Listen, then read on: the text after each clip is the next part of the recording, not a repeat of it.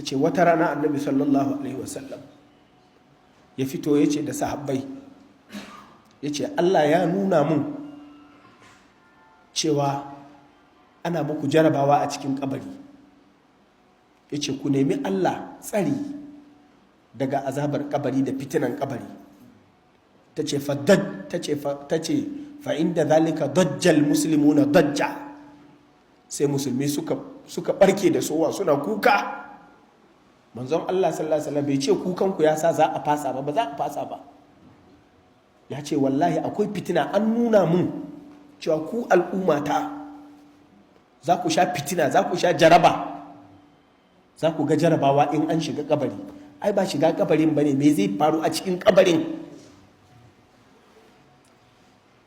a ce ga ɗakin ka nan, duk wani ɗaya daga cikinmu nan idan ya yi laifi aka kai shi kurkuku, ana fa bashi abinci, ana fa bashi abin sha, yana zuwa ya fitsari ya dawo, yana shakar iska, zai iya canza riga.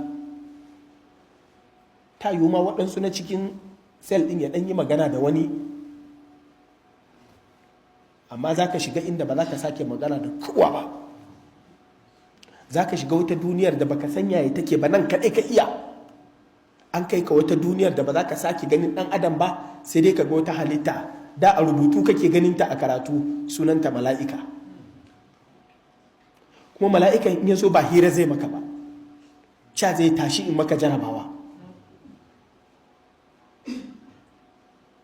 sannan kana kwance ka ɗauka iya kwanciyar kenan, amma zai ce ka tashi ka zauna, kuma da guduma zai zo.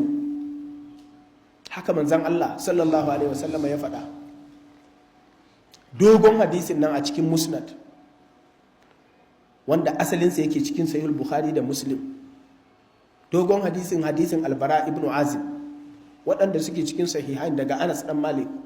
annabi sallallahu alaihi wasallam ya ce idan sun zo zuwa da gudumansu za su zo, mala'ika guda biyu aswada ne azraka, ga su baki, halittarsu duk jikinsu baki kirin, idan dunansu kuma shuɗi bulu kenan, kamar an dama bula, shine idonsu.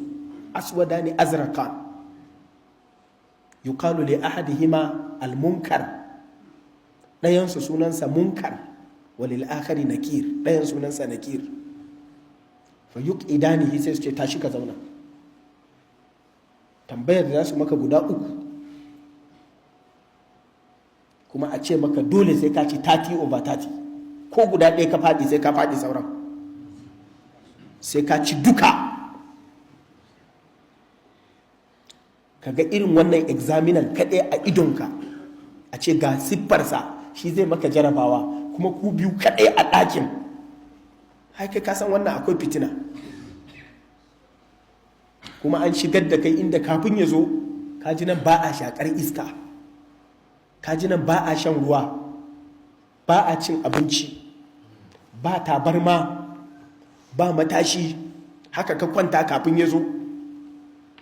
to bayan ya tafi kuma ya za a ƙare kenan. da ba abin da aka maka, kawai ka kwanta ne sai gashi ya zo ya maka waɗannan tambayoyi, kuma ka bashi amsa. wallahi wanda ya ci tambayar ma, wanda ya amsa duka ba, an buɗe masa ƙofar wuta. ta ce kaga nan wallahi arafu na bainahum, inda za su tashi kai ka ce wani ɗan awa suka yi kawai, saboda bala'in abin da za su gani a gaba zai sa duk abin da aka yi nan sun manta. mala'ika ya zo, an yi wane ne, an masa azaba a cikin kabari, an yi, wallahi duk yana tashi a kiyama zai manta da duk wancan, sai ya ce wai bacci da yake yi, man ba a tsanamin markadina. wannan ita ce mataki na uku kenan, mataki na ƙarshe shine bala'in ƙarshe, faɗan ƙarshe shine wanda bayan an gama rayuwar barzaku duk abin da aka yi da mutum zai manta. idan aka je da shi farfajiyar kiyama, mutum zuwa zai yana ji cewa shi kamar safiya kaɗai aka yi ko yammaci duk shekarun nan. ka kwatanta kanka kawai da bacci, ashabul kahf sun yi shekara 309 suna bacci, shekara 309 suna bacci, amma da suka tashi suna farkawa daga bacci. wa kadhalika ba'athnahum liyatasaalu bainahum qala qa'ilun minhum kam labithtum qalu labithna yawman aw ba'da yawm. dukkan suka amsa qalu, dukansu ba wanda ya ce wai sun kwana kaza.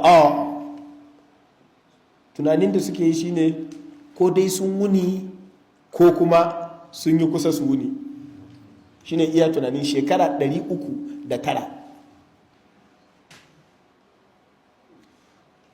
to wanda ya mutu kuma fa, ai bacci bai kai mutuwa nisa ba. shi yasa wani da Allah ya kashe shi yayin shekara 100 yana mace, da ya tashi Allah ya ce kam labista, nawa ka dade? sai ce labista yawman aw ba'da yau. saboda idan mutum ya tashi daga mutuwa, wato firgicin da yake bayan mutuwa ya fi fa na cikin mutuwa. to yanzu kuma duk firgicinmu ba abin da zai zo bayan mutuwa ba ne, yaya za a yi ita mutuwar take,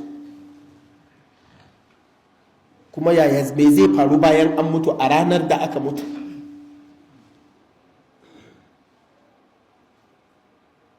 ka tuna da yadda ɗan adam yanzu a ce an yi sentencing ɗinsa za a kashe shi, yana jiran kwanakin su zo.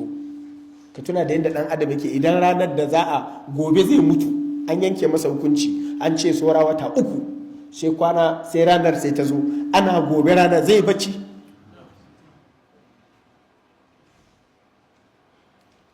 to shi kuma wannan yana cikin kabari ne, ana jira za a tashi. shi wannan yanzu da muke cikin wannan rayuwar, wata rana haka za a yi sai a batar da mu, sai mu shiga cikin kabari. muna cikin kabari kuma ana jiran ranar da za mu tashi. a ranar idan an tashi aka ce an tashi, dole za ka manta da duk waɗannan kwanakin da ka yi. kamar yadda wannan da aka yi sentencing ɗinsa zai mutu, idan aka zo wajen da za a kashe shi zai rika tuna da wahalar da ya sha a kurkuku, zai tuna da gwale-gwalen da ya sha, duk ba zai tuna da wannan ba. yanzu abin da yake gabansa kaɗai yake tunawa. haka za a yi da mu in muka tashin kiyama. duk abin da zai faru a cikin barzaku wallahi sai ka manta da shi saboda bala'in tashin kiyama. to yanzu barzakun ita ce a gabanmu, ita ma ba mu je ta ba tukun balle tashin kiyama. kuma a cikin wannan rayuwa ta barzaku, a cikinta ne Allah maɗaukakin sarki zai sa a gama tantance suwaye za su je aljanna su sani, suwaye za su je wuta su sani. idan an je ranar kiyama za a tabbatar ne domin a kai mutane kawai, amma tun daga cikin kabarinka za a gama ta yadda kafin ka tashi dama ka san makomarka.